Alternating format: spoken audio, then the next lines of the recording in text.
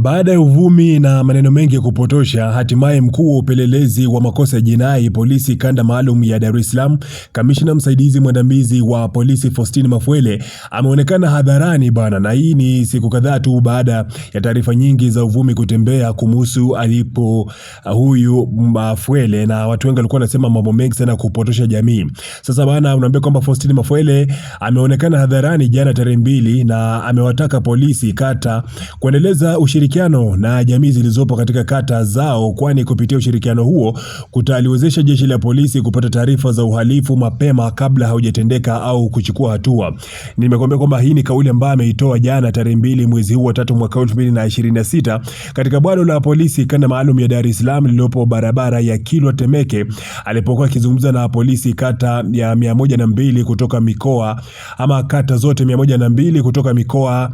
ya kipolisi Ilala, Kinondoni na Temeke kwa ajili ya kuboresha utendaji wa kuleta matokeo chanya ya falsafa za polisi jamii. Nikinukuu alichokuwa amekisema Mafwele, ni watake polisi kata wote kuzijua vizuri kata zenu kwa kutambua mipaka ya kijiografia, shughuli za kiuchumi zinazofanywa katika eneo lako, sambamba na kutambua makundi yote muhimu yaliyopo katika maeneo yenu, kwani kupitia ushirikiano na makundi hayo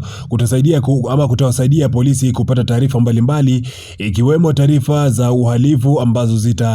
zitatumiwa na jeshi la polisi kudhibiti matukio ya kihalifu katika maeneo hayo. Mwisho wa nukuu. Aidha, Mafwele ametaka polisi kata hao kutumia vizuri nafasi walizopewa za kufanya kazi karibu na jamii, kwani kutawasaidia kutengeneza fursa za kiuchumi kulingana na sehemu waliopo, sambamba na kuwataka kujenga uaminifu kwa jamii hizo kwa kufanya kazi kwa bidii na kuzingatia maadili ili wananchi wao waweze kutoa taarifa mbalimbali ikiwemo taarifa za ukatili. Kuonekana kwa Mafwele bana kunaondoa dhana na taarifa zilizokuwa zikienea kwamba katika mitandao ya kijamii na maswali ya kuwa yuko wapi na kamanda huyo wa jeshi la polisi. Sasa kuonekana kwake hadharani kwa mara ya kwanza kwenye kikao hiki kumeweza kujibu maswali yote kuhusiana na alipo Mafwele. Juzi kati pia unakumbuka kamanda Mliro aliulizwa swali hilo na majibu yake yalionekana kabisa kwamba yalikuwa kama hayajanyooka vile, kitu ambacho kiliwafanya watu wengi kuzidi kuamini kwamba yalikuwa kisemwa kuhusiana na Mafwele yatakuwa ni mambo ya kweli. Lakini kuonekana kwake hadharani,